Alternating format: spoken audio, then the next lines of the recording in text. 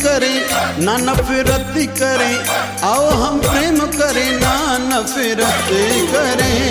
प्रेम से प्रभु है मिलता, प्रेम से प्रभु है मिलता, प्रेम करते ही रहना।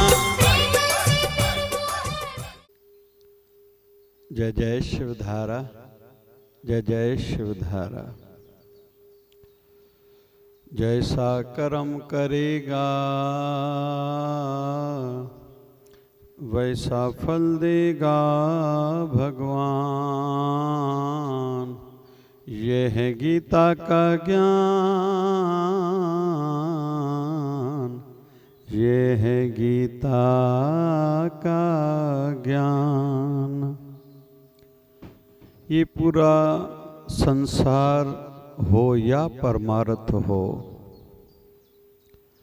व्यवहार जगत्र हो चाहे आध्यात्मिकता हो, आधारित ही कर्म पर है। दुनियादारी में भी जो काम करता रहेगा मेहनती है, अपडेटिंग वाला है, अपग्रेडिंग वाला है, वही उन्नति तरक्की कर पाएगा, वही सक्सेस सफल होगा। वैसे ही आध्यात्मिकता में भी है, फल हर किसी को कर्म का ही मिलता है। और मान्यता तो ये भी है कि प्रकृति किसी को देती नहीं, बस लौटाती है। फिर जो जैसा भी कर्म करेगा उसको वैसा ही फल के रूप में सामने आने वाला है। इसलिए कहा जाता है कि भैया अपने कर्म पर नजर रखो, जितना कर्म श्रेष्ठ उतना फल ऊंचा अच्छा। लेकिन जिसका कर्म ही अच्छा नहीं है वो कैसे अपेक्षा रख सकता है। हम लोग खान पान की दृष्टि से देखते हैं, जो समय पर खाएंगे, जितना पक्का हुआ नहीं, रॉ फूड, सलाद, फ्रूट एवं अंकुरित, जैसे मूंग हो, मोठ हो लेकिन अंकुरित हो, ये तीनों सलाद, फ्रूट एवं अंकुरित जितने भी अनाज हैं खाएगा, स्वस्थ रहेगा, बीमारियों से बचेगा, लंबा जीवन जिएगा और मोटापे से एवं बीमारियों से ऐसे ही सहजता से बच जाएगा। 8 घंटे की जो सुकून भरी नींद करे उसका माइंड शार्प होगा, दिमाग ठीक काम करेगा, ठीक समय पर ठीक निर्णय ले पाएगा। उसके विपरीत जो बहुत ज़्यादा सोते हैं या कम सोते हैं उनकी आयु कम होती है। आलस्य के कारण कहीं तो भी कॉन्फिडेंस, आत्मविश्वास कम रहता है, निर्णय लेने में उनको कठिनाई जाती है। तो ये हुआ स्वास्थ्य संबंधित। रोज आधे घंटे की व्यायाम हो, मॉर्निंग या इवनिंग वॉक हो, कुछ स्पोर्ट हो, योग हो, प्राणायाम हो, जिसमें भी विशेष तौर पर 10 मिनट तो कम से कम अनुलोम विलोम के साथ कपालभाति भी हो। फिर अलग अलग आसन हो। फिर मानसिक संतुलन के लिए, बैलेंस माइंड का कोई बनाना चाहता है तो उसको मेडिटेशन, ध्यान करना होगा। तो यह नियम तो सबके लिए है और कर्म की दृष्टि से ये फल आगे चल के अच्छा ही देंगे। फिर थोड़ा व्यवहार में देखते हैं। पहले वाणी, कहते हैं यही मधुर वाणी परायों को भी अपना बनाती है। और यही कड़वी तीखी चुभने वाली वाणी अपनों को भी पराया बना देती है। तो ये कर्म ही हुआ। बहुतों को लगता है मैं चतुर हूँ। अरे भैया, आप चतुर हो तो सामने वाले भी तो चतुर हैं। ये आपको क्यों याद नहीं रहता? आपको लगता है मैं काम निकालने में होशियार हूँ, तो सामने वाला भी तो ये समझता है।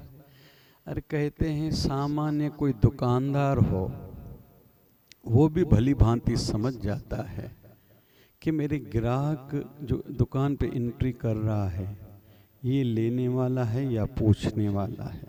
केवल अगर लेने वाला है, दुकान पर चीज नहीं भी होगी, पड़ोस के दुकान से लाएगा या कहेगा अभी गोडाउन से नया माल आया है, निकाल के मैं लाता हूँ।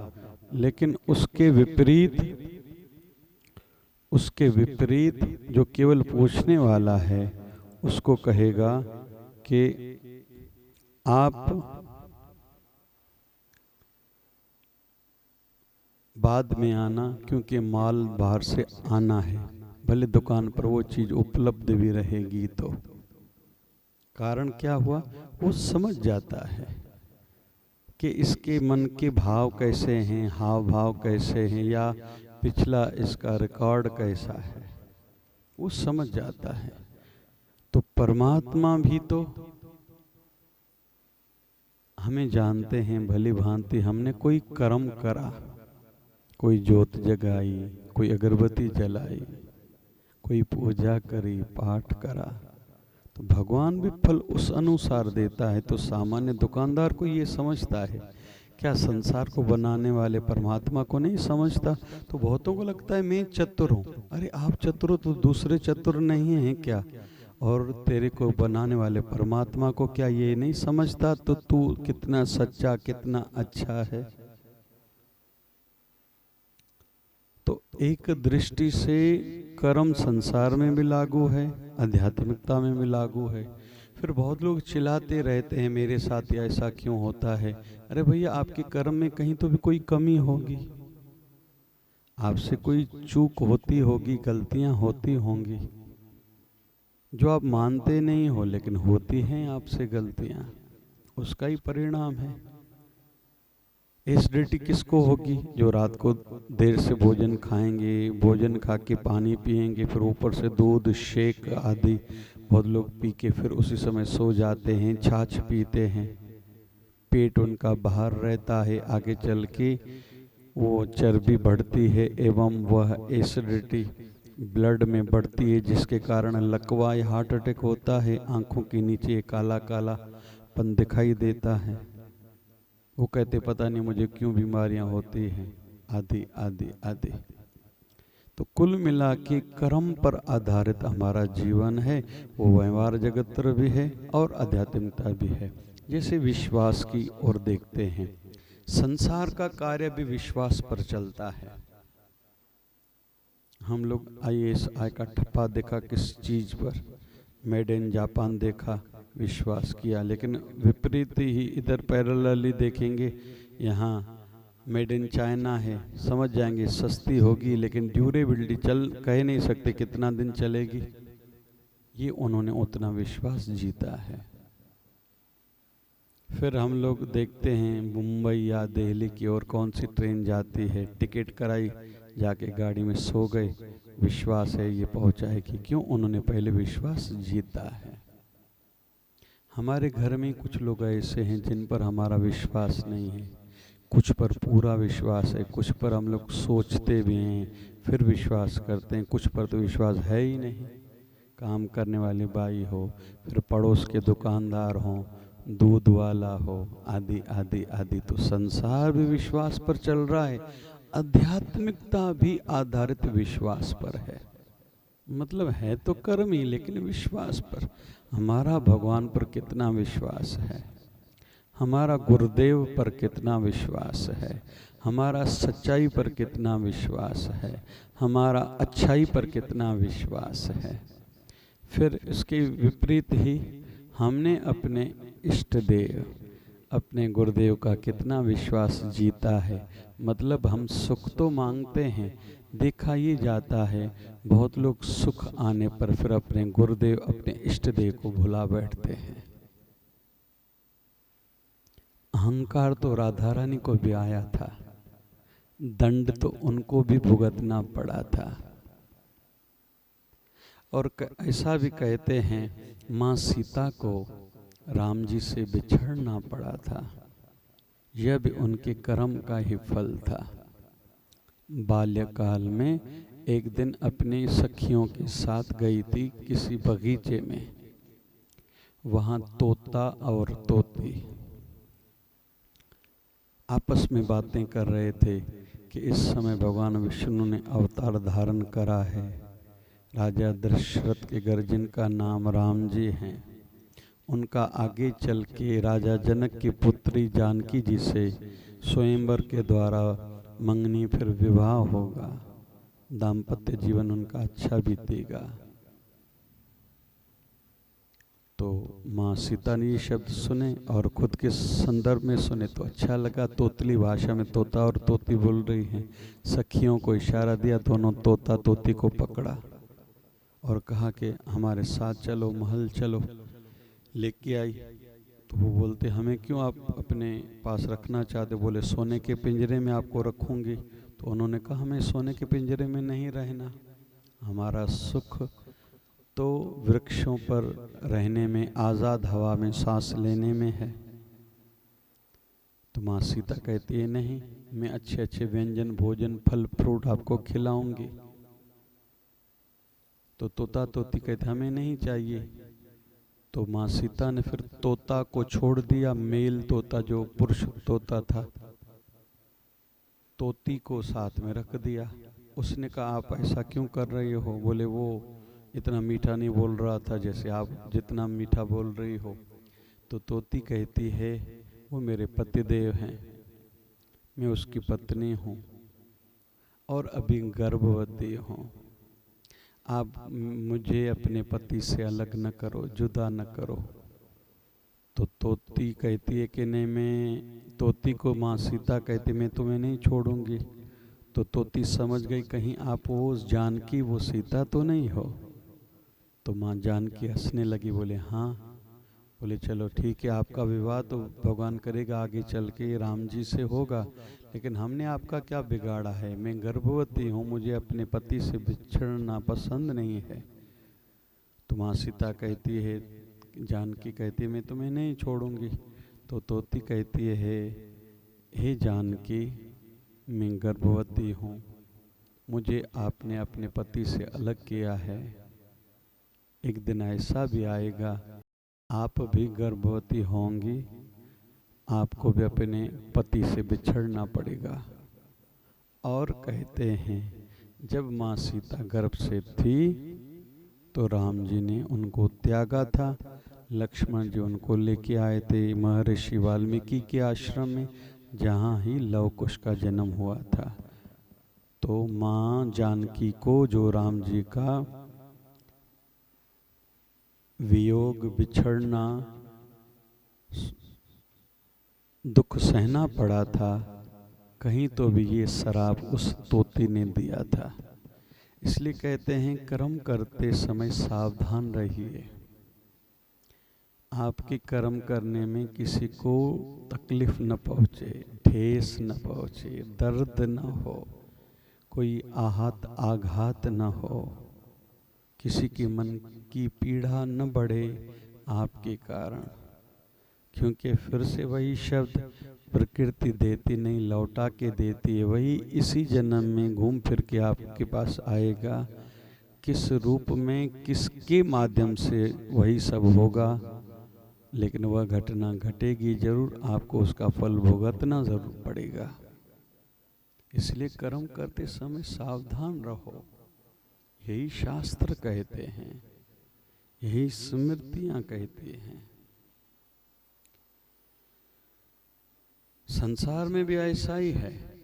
एक दृष्टि से हम लोग देखें, जिस भी धनवान को देखें तो हमारे मन में आना ही चाहिए इसने मेहनत के साथ दान करा होगा।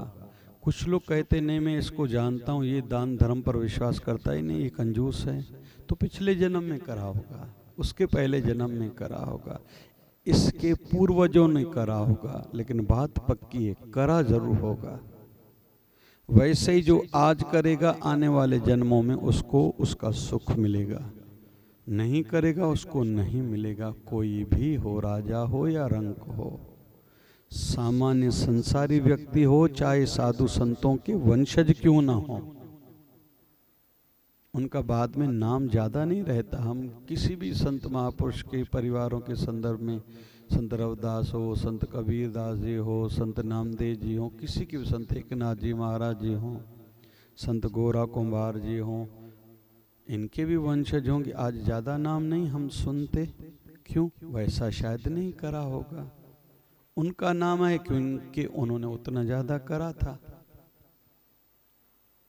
आज कोई भी व्यक्ति है किसी भी क्षेत्र में, वो ऊपर उठ पाया है, आगे बढ़ पाया है, उसने वैसा कर्म करा है। आज जिसको स्वास्थ्य का सुख प्राप्त है, पिछले जन्म में शरीर से ज़्यादा सेवा करी थी, अभी जो करेगा आने वाले जन्मों में उनको स्वस्थ शरीर मिलेगा। उसके विपरीत किसी को आँख की तकलीफ है, दिखाई नहीं देता, कान से सुनाई नहीं देता, नाक की तकलीफ है, ज़ुबान की तकलीफ है, कोई भी तकलीफ है, पिछले जन्मों में उन्होंने उस इंद्री से, उस सेंस से कोई पाप बड़ा करा होगा। इसलिए सतर्क रहना होगा। मैं अक्सर एक उदाहरण दिया करता हूँ। एक नगर में एक संत जा रहे थे, तो सामने कोई नौजवान खड़ा था। उस संत ने पूछा, भैया रामनगर किस ओर है? उसने उत्तर नहीं दिया। फिर से उन्होंने पूछा, भैया रामनगर किस ओर है? उन्होंने जवाब नहीं दिया। तीसरी बार पूछा, वे सामने वाले ने जवाब नहीं दिया। इतने में एक व्यक्ति वहाँ से गुजर रहा था, कहने लगा, महाराज जी जवाब नहीं देगा। बोले क्यों? संतों ने पूछा क्यों? बोले ये गूंगा है। जब उस महापुरुष ने ये सुना कि यह गूंगा है, रोने लगे। तो वह व्यक्ति संतों से पूछने लगा, महाराज जी गूंगा ये है, आप क्यों रो रहे हो? तो उस महापुरुष ने कहा कि भैया इसने पिछले जन्म में ज़ुबान से नाम नहीं, भगवान का नाम नहीं जपा होगा, इसलिए इस जन्म में गूंगा बना है। बोले चलो ये मानते हैं, लेकिन आप क्यों रो रहे हो? तो वह कहने लगा कि मैंने भी जब शरीर की 20 साल आयु हुई तभी किसी संत की शरणागति प्राप्त हुई और मुझे नाम दान मिला, दीक्षा मंत्र मिला, तब से मैंने नाम जपना शुरू करा है। इसको देख के मुझे भी डर लग रहा है। जीवन के 20 साल शुरू के, प्रारंभ के मैंने भी ऐसे गवा दिए, पता नहीं मेरा भी आगे क्या हाल होने वाला है। तो यही तो फर्क है, कहते हैं महापुरुषों में और हम में, कि वह सतर्क रहते हैं, कर्म पर उनकी नज़र रहती है कि मैं ऐसा काम न करूं जिसका भुगतान मुझे किसी खराब परिस्थिति, कोई बीमारी, दरिद्रता, अपयश आदि के रूप में, नुकसान के रूप में झेलना पड़े। अनाथ आश्रम में कौन है जिन्होंने पिछले जन्मों में अपने बड़ों की सेवा नहीं करी? विधवा आश्रम कहीं कहीं दिखाई देते हैं जिन्होंने पिछले जन्म में अपने पति का निरादर करा होगा। आज जो लड़का अपने माँ बाप को रुला रहा है, पिछले जन्म में वही उसका बाप होगा, उसने रुलाया होगा, आज बदला लेने आया है, और अभी जो तकलीफ़ें दे रहा है आने वाले जन्म में उसको ही तकलीफ़ें भुगतनी पड़ेगी। ये कभी भी न भूलें। उसके विपरीत जो भी अच्छाई है, किसके पास सुविधा है, कोई जैसे आज अनाज का मंत्री बना है, पिछले जन्म में अनाज ज़्यादा दान करा होगा। जो आज पानी का मंत्री बना है, पिछले जन्म में जलदान ज़्यादा करा होगा। आज कोई कपड़े के मंत्रालय का मंत्री है, पिछले जन्म में कपड़े का दान करा होगा, या बड़े बड़े उद्योगपति हैं, धंधा है, कपड़े का फैक्ट्री है, पिछले जन्म में कपड़े का दान करा था। ऐसे एक एक कड़ी जुड़ी हुई है। वैसे ही जिन्होंने पिछले जन्म में बहुत साधना करी होगी, इसी जन्म में छोटी आयु में भगवत प्राप्ति, भगवत शरणागति उनको मिली, संत बने हैं, आज खुद के साथ संसार का भी भला कर रहे हैं।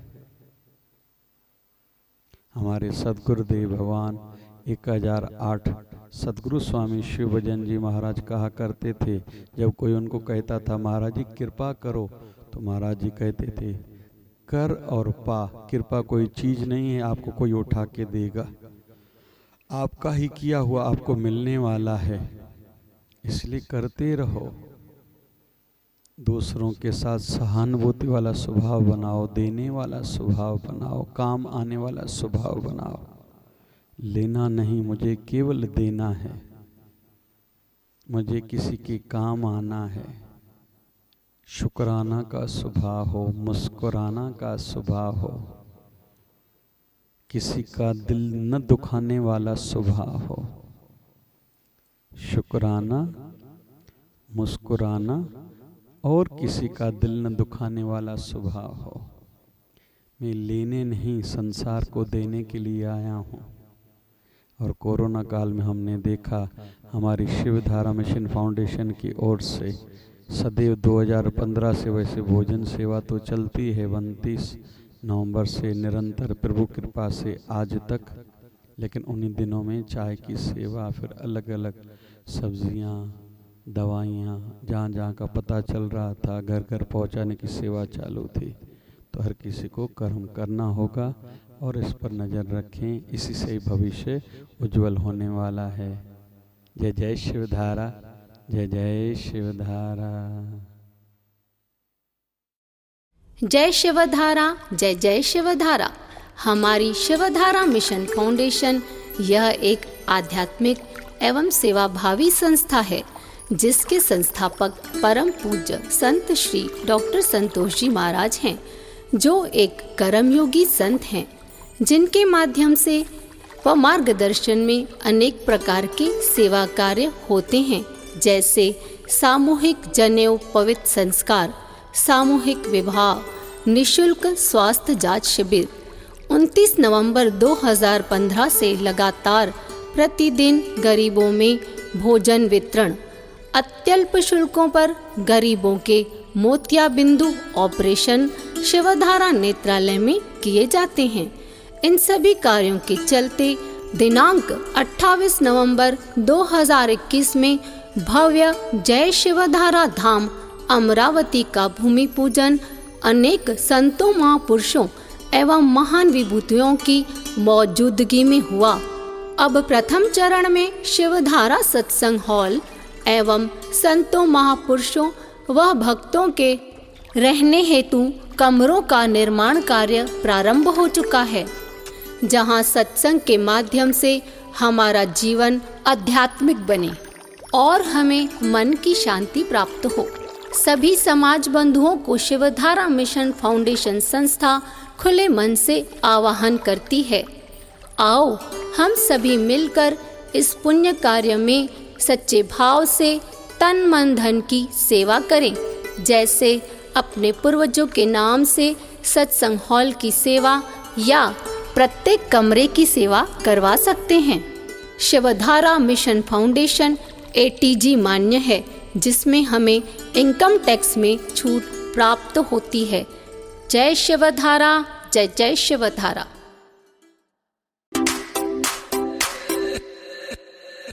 ओम जय शिवधाराय नमः, ओम जय शिवधाराय नमः। है मंत्र प्यारा प्यारा,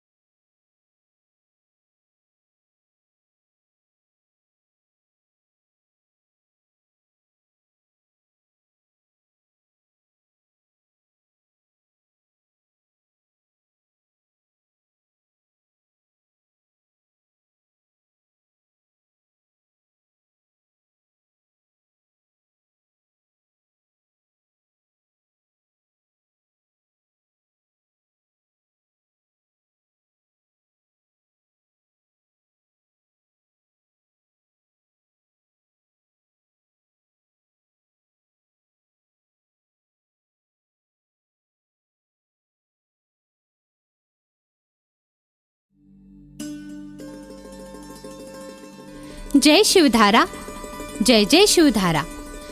आपको बताते हुए अत्यंत हर्ष हो रहा है कि परम पूज्य संत श्री डॉक्टर संतोष कुमार जी महाराज जी ने गत कई वर्ष पहले शिवधारा मिशन फाउंडेशन की स्थापना की, जिसके अंतर्गत भारत के विभिन्न नगरों में पूज्य शिवधारा आश्रम की स्थापना हुई एवं कई प्रकार के सेवा प्रकल्प चल रहे हैं, जिसमें समय समय पे शिवधारा सामूहिक विवाह, शिवधारा सामूहिक जनेऊ पवित्र संस्कार, शिवधारा राम रोटी भोजन, असहाय एवं जरूरतमंदों में 29 नवंबर 2015 से निरंतर सेवा की जा रही है। शिवधारा समर क्लासेस, ग्रीष्मकालीन शिवधारा जलाश्रम कई नगरों में और कई प्रकार के स्वास्थ्य शिविरों का आयोजन। अभी इन्हीं सेवा कार्यों को विस्तार देने हेतु गत 28 नवंबर 2021 भारत के कई संतों, महापुरुषों एवं महानुभावों की उपस्थिति में भव्य शिवधारा आश्रम सिटीलैंड स्थित भूमि पूजन हुआ, जिसका निर्माण कार्य शुरू हो चुका है। प्रथम चरण में गौशाला एवं शिवधारा सत्संग हॉल, शिवालय एवं देवालय की स्थापना हो, इसका निर्माण कार्य प्रारंभ हो चुका है एवं आने वाले समय में वृद्धाश्रम, ध्यान केंद्र, गुरुकुल, मल्टी स्पेशलिटी हॉस्पिटल एवं 4 धाम मंदिर चरणबद्ध निर्माण कार्य प्रारंभ होगा। सत्संग हॉल, जिसमें सत्संग व कथा के माध्यम से हम सबके जीवन में भक्ति, सनातन संस्कृति, राष्ट्र प्रेम, पितृभक्ति, बड़े एवं आध्यात्मिक जीवन बनने की शिक्षाएं प्राप्त होगी। गौशाला के माध्यम से गौ माता का दर्शन व सेवा प्राप्त होगी। शिवधारा वृद्धाश्रम में वानप्रस्थों के लिए उनके जीवन का चौथा चरण सुखद आध्यात्मिक बीते, यह सोच रखी गई है। शिवधारा ध्यान केंद्र के माध्यम से हमारी वृत्ति एकाकार हो, हम अंतर्मुखी बने, जिससे मानसिक क्षमता बढ़े, जीवन आनंदमय बने और ऊर्जावान बनेगा, यह सोच से स्थापना की गई है। शिवधारा गुरुकुल में खुद के साथ समाज का उत्थान करने वाले बच्चे भी शिक्षित होंगे। शिवधारा मल्टी स्पेशलिटी हॉस्पिटल में कई प्रकार के बीमारियों का उपचार विशेषज्ञ डॉक्टरों द्वारा अत्यल्प शुल्क पर हो, यह धारणा से हॉस्पिटल का निर्माण किया जा रहा है। गत 20 सितंबर 2018 से शिवधारा नेत्रालय के रूप में सेवा प्रारंभ हो चुकी है एवं यह उसका विस्तार रूप होगा। समाज कई कारणों से बद्रीनारायण धाम, रामेश्वर धाम, द्वारकानाथ धाम एवं जगन्नाथ धाम दर्शन हेतु नहीं जा पाता। यह बात ध्यान में रखते हुए शिवधारा 4 धाम मंदिर की स्थापना भी की जा रही है, जहां आकर चारों धामों के दर्शन, पूजा पाठ, भक्ति करके आशीर्वाद प्राप्त हो, इस मान्यता से 4 धाम मंदिर की स्थापना हो रही है। इन सभी कार्यों में शरीर की सेवा, मन से अच्छे सुझाव की सेवा एवं समाज के दानदाताओं की शुभ धन सेवा के इच्छुक को सरकार द्वारा ATG द्वारा टैक्स की छूट भी प्राप्त होगी। संस्था द्वारा सभी को निमंत्रित किया जा रहा है एवं खुले मन से सेवा का आह्वान भी किया जा रहा है, जिससे आत्मतृप्ति एवं प्रभु कृपा प्राप्त होंगी। ऊंची विचारधारा। जय जय शिवधारा।